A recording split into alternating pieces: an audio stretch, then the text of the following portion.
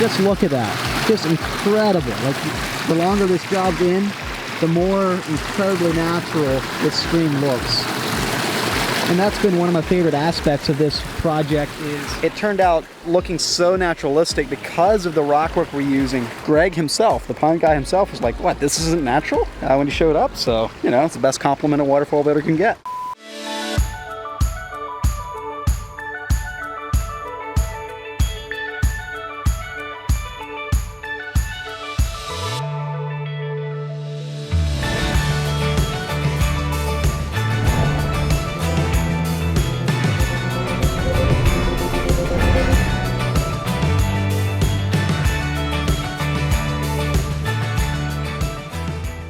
All right, good morning, guys. We are here in the mountains of central Pennsylvania at Camp Mantowagon. We have Greg Wittstock, the pond guy, right here, and special guest appearance by Chase Zimmerman himself. And what do you say, Chase? I love my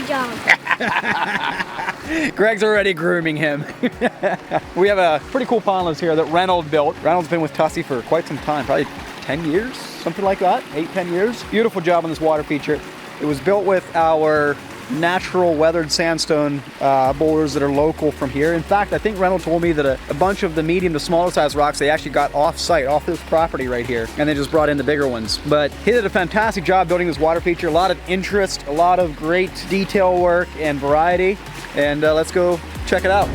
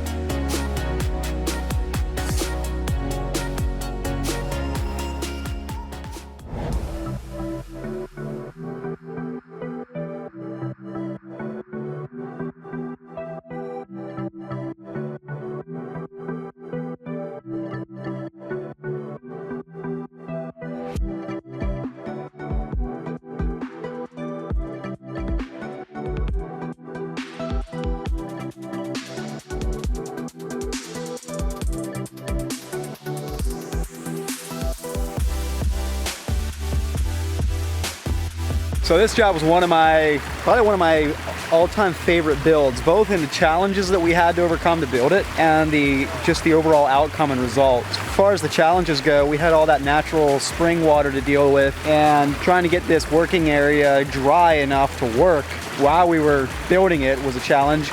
And not only that, while we were about 2-3 days into it, less than half done, we got a massive thunderstorm that dumped, I don't know, a couple inches of rain in a matter of an hour. You see how much flows in this stream now?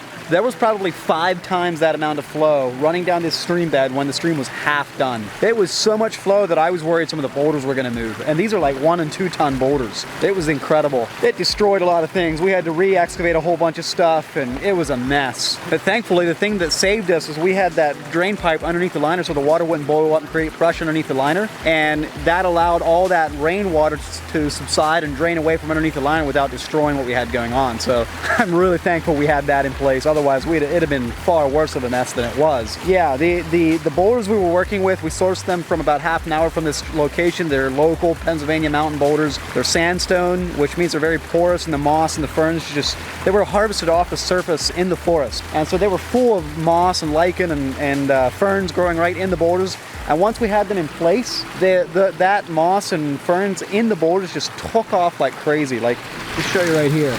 Just look at that. Just incredible. Like, the longer this job's in, the more incredibly natural this stream looks.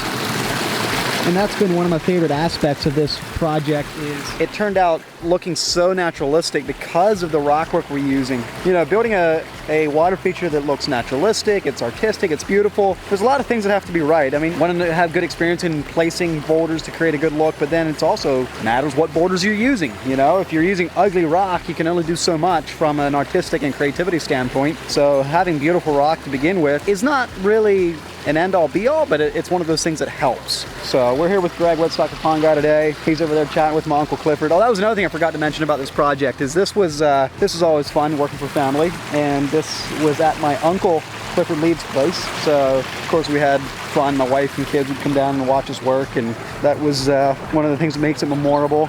Chase loves to come down here and play around the water feature, and right now he's playing with his cat.